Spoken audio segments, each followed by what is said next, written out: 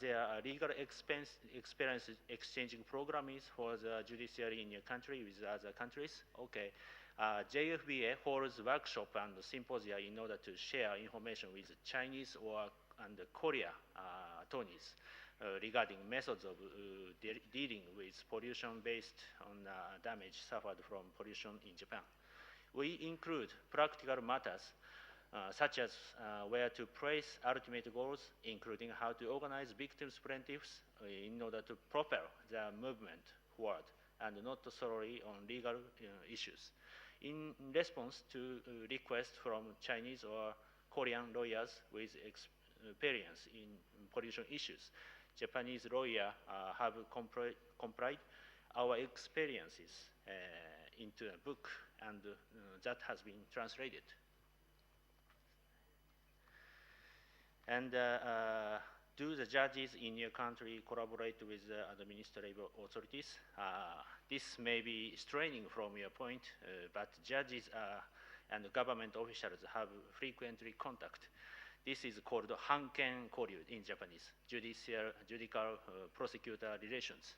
Lawyers often point out that judges with experience having been seconded to government agencies tend to rule in favor of the government. Does your country have any specialized environmental courts? No. However, while not a court, the Environmental Dispute Coordination Commission as a government agency has been set up.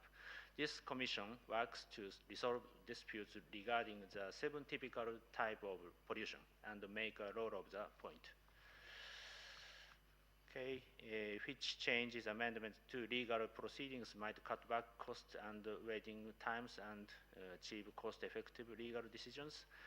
Everyone has this concern to greater or lesser degree, but stopping the extremely narrow definition of plaintiff standings, creating a standard for unifying government bodies because the court have no effective standards for making a judgment, since the government bodies' discretion is too broad. Introduce a system whereby the losing side must foot the legal cost. Under the current system, lawyers tackling environment protection, like me, will go extinct. Judiciary role should be to act a superior check on governing bodies and break the law. So let me say just one word about the danger of Japan's nuclear power plants. This issue is a little bit sensitive, but very important. Japan is prone to wind and water diseases such as typhoons, as well as to earthquake and volcanoes. Italy natural conditions are similar to Japan's. This 1995, there are Kobe. Many railroad and freeway were destroyed, like this. So in this earthquake, about 6,000 people died.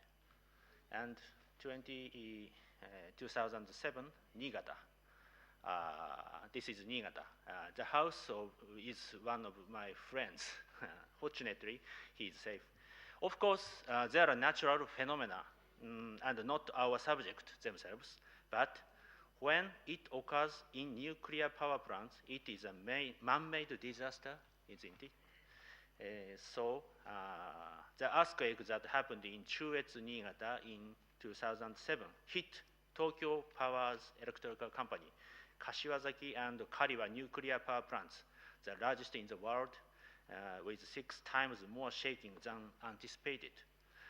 This destroyed a great deal of equipment and many pipes. It's a fire. The slides I'm having you watch now is immediately after the Tambra. You can see the ground is greatly traced like this. Fortunately, there was no runaway reaction, meltdown, or radiation leak, but it helps us realize that in Japan, running atomic power plants is extremely dangerous. Currently,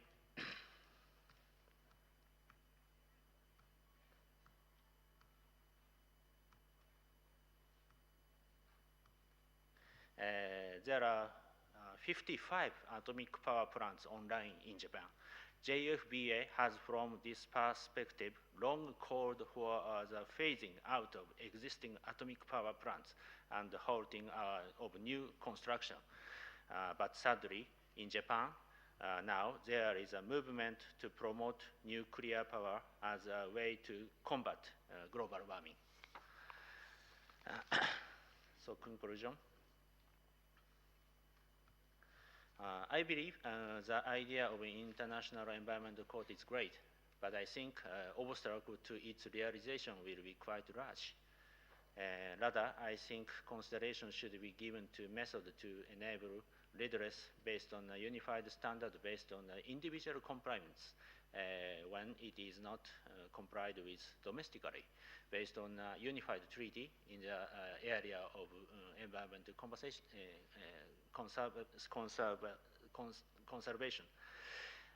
In light of the sufficiency of the European Court of Human Rights and the UN's Commission on Human Rights, the thinking of environmental rights, OFS Convention and such can be used as a core of the Unified Environmental Treaty, I believe.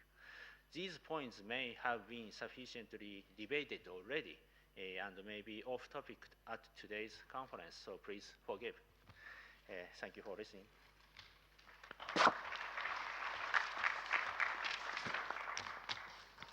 Well, Mr. Tadano.